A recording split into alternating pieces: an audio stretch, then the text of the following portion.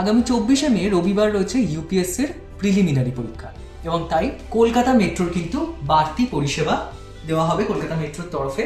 কি বলা হয়েছে, রবিবার অর্থাৎ ব্লু লাইনে মানে যেটা দক্ষিণেশ্বর থেকে শহীদ ক্ষুদিরাম পর্যন্ত পরিষেবা, সেখানে কিন্তু মেট্রো চলাচল করবে মোট 160টি এবং সকালে অর্থাৎ সকালে প্রথম মেট্রো ছাড়বে সকাল 7টায় দক্ষিণেশ্বর থেকে শহীদ ক্ষুদিরাম, যেটা অন্যান্য রবিবারে কিন্তু সকাল 9টায় ছাড়ে, তার বদলে সকাল 7টায় ছাড়বে।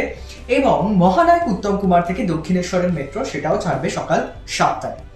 অন্যদিকে শহীদ ক্ষুদিরাম থেকে দক্ষিণেশ্বরগামী যে মেট্রো সেটাও ছাড়বে সকাল 7টায়।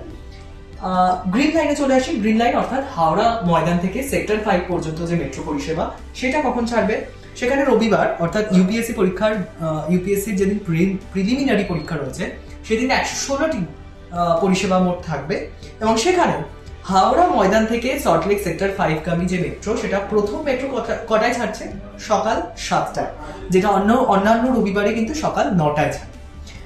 সকাল 7:02 সল্টলেক সেক্টর 5 থেকে হাওড়া ময়দানের মেট্রো ছাড়বে প্রথম মেট্রো।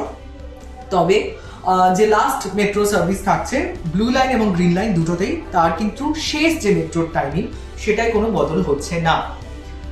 আরও দুটি ইনফরমেশন যেটা বলা হয়েছে কলকাতা মেট্রোর তরফে, তা হলো ইয়েলো লাইনে কিন্তু অন্যান্য বাকি রবিবারগুলিতে যেমন পরিষেবা থাকে তেমনই থাকবে স্বাভাবিক পরিষেবা, কিন্তু পার্পল লাইন এবং অরেঞ্জ লাইনে সেদিন কোনো পরিষেবা কিন্তু থাকছে না। কলকাতা মেট্রোর তরফে এমনই জানানো হয়েছে।